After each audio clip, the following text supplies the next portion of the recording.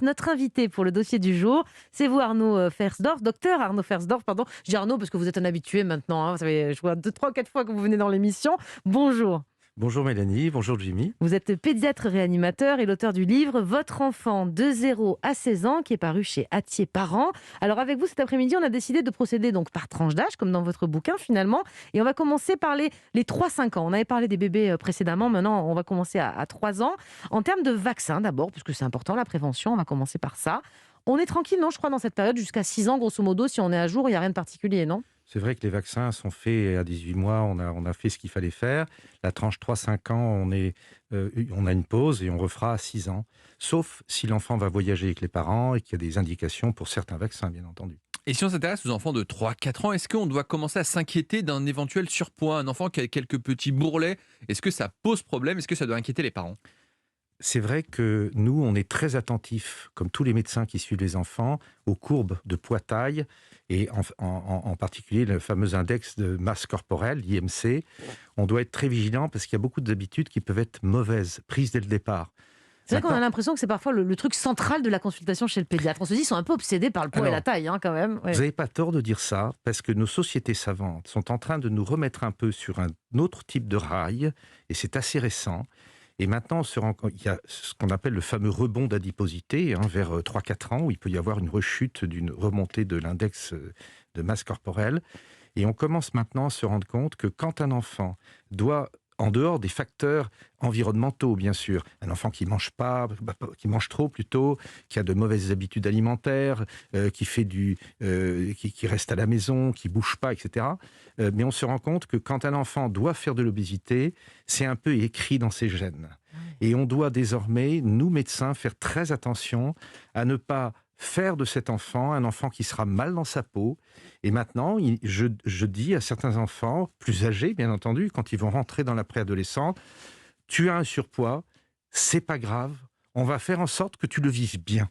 Le discours est différent. Ah oui, complètement. Et du coup, comment est-ce qu'on fait pour essayer de lutter contre ça? Vous avez dit un peu d'activité physique, mais c'est vrai qu'à 3-5 ans, c'est un peu compliqué. Est-ce qu'on peut essayer de les stimuler un peu plus On peut pour même les pas les bouger? inscrire encore à un sport en C'est ça. général à Mais cet peut-être nous, âge-là. on est Hein. coupable. Peut-être qu'on refuse aussi de sortir avec les enfants. Alors, en dehors de la période de confinement qu'on a en ce moment, et on sait qu'elle est très propice à la surcharge pondérale pour tout le monde, ça, c'est un vrai problème. Il est certain que il y a des bonnes habitudes qui doivent être prises tôt. Et ces bonnes habitudes, je ne vais pas les énoncer là, parce qu'on pourrait faire une émission là-dessus, mais on les connaît. Il faut bouger, il faut éliminer, il faut boire, mais surtout, il faut en tant que parent donner l'exemple. Et quand on mange à table et qu'on a la télévision allumée, on commence déjà par ne pas donner l'exemple. Quand on vient d'accoucher à la clinique et que nous, pédiatres, nous allons visiter le bébé dans la chambre, parce que maintenant on fait ça dans la chambre, Ouais. c'est quand même mieux, c'est plus convivial, et qu'on voit que la maman vous écoute à moitié en regardant la télé qui reste allumée, vous vous dites, ce pauvre bébé, il y a Tout déjà... en mangeant des chips. il va avoir du mal. Ouais, d'accord. Alors, entre 3 et 5 ans, je vous le disais, on n'a pas vraiment d'activité auxquelles on peut les inscrire, encore ils sont trop petits. Comment on bouge au quotidien avec eux? Comment on leur montre l'exemple sur l'activité physique, je veux dire? Une des premières activités, déjà nourrisson, petit bébé à 3-4 mois, on apprend déjà cette fameuse motricité libre. On apprend déjà à mettre un bébé sur le tapis d'éveil, sur le ventre. Alors là, je ne vais pas m'étendre là-dessus, mais l'objectif, c'est que l'enfant a plein d'étapes. La marche, mais il y en a eu plein d'autres avant, il y en a d'autres après. Donc, à 3 ans, Et donc, la effectivement, poussette, à c'est 3 fini, ans, par exemple. ah ben non, la poussette, porter son enfant parce que c'est plus commode, on est pressé, on va aller à l'école, il ne faut pas prendre de retard, qu'est-ce qu'on fait? On le prend dans les bras, c'est beaucoup plus pratique, et on le prend pour descendre les escaliers. Eh bien, on fait prendre du retard à cet enfant, et dans le domaine de la motricité, et puis dans le domaine aussi du développement d'un équilibre hygiénio-diététique, bien entendu. Et du coup, du côté de l'alimentation, vous parlez du diététique, mais c'est compliqué parfois de leur faire manger des légumes. On a tendance à parfois les Moi, je les cacher cache, un peu ouais. lâchement. Je fais Alors, des on a- gratins avec plein de pâtes et quelques Ah. brocolis cachés au milieu. On ouais. a tout fait faux avec les petits morceaux qu'on cachait dans les cuillères On le fait lors de la encore, hein. diversification.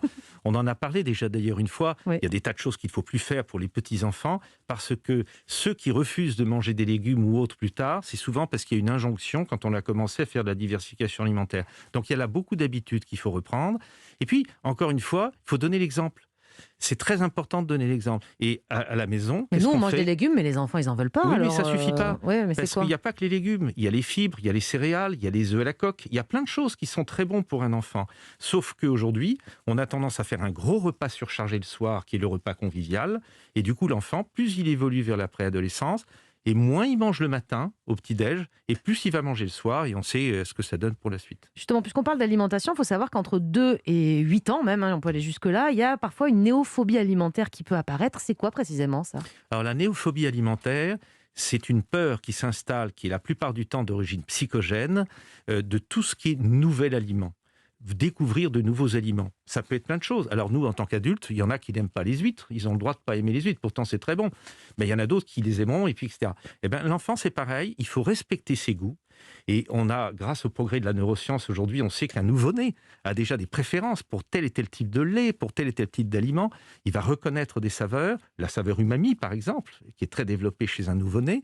Eh bien, il faut lui laisser le temps, ne pas être dans le forçage, favoriser les morceaux que l'enfant va voir, la fameuse DME, et petit à petit, s'y fera, et ça permettra d'éviter les troubles de l'oralité. Et du coup, pas de chantage quand ils grandissent un peu en disant si tu ne Surtout finis pas. pas ton assiette, Pas de ou si tu dessert. manges pas, il n'y aura pas de dessert. C'est une catastrophe, ça. Moi, je supplie les parents en leur disant oubliez ces mauvaises habitudes. D'accord. Oubliez-les. Donc on Vous- accepte qu'il ne mange pas en fait et il dit bon bah non je ne veux pas, bon bah On il mange repropose pas. une prochaine bah, fois, quoi, c'est ça? Un enfant ne mourra jamais de faim, ça n'existe pas sous nos contrées. Un enfant a une notion de satiété, il faut lui faire confiance, il n'a pas besoin de 4 repas, 3 repas suffisent. On pourrait presque dire que 2 suffisent, mais 3 repas suffisent. Ce qui compte, c'est qu'il y a un équilibre entre les repas. On va terminer sur cette histoire d'alimentation en termes de vie quotidienne à table, toute la famille à table, avec ce petit enfant qui a donc entre 3 et 5 ans pour l'instant. Vous dites qu'il ne faut pas lui donner une assiette à la même taille que la nôtre. Eh ben, ça n'a l'air de rien, Ouais. mais l'enfant n'a pas la notion de repas comme nous. Nous, on mange par plaisir, et puis parce qu'on sait que ça donne des forces, etc. On va faire du sport après, faire que sais-je. L'enfant, pas du tout. Donc il faut faire comme papa ours, L'enfant- maman ours, chacun le bol à Mais sa taille. l'enfant, quoi, ça hein. l'embête, il n'a Ouais. pas envie, donc ce qu'il faut, c'est lui donner un intérêt. Et quand il commence à avoir une assiette qui est très pleine, il bloque. Autant mettre une petite assiette avec un peu de quantité, ça donne l'impression qu'il y en a plus. Et du coup, on peut le resservir derrière après.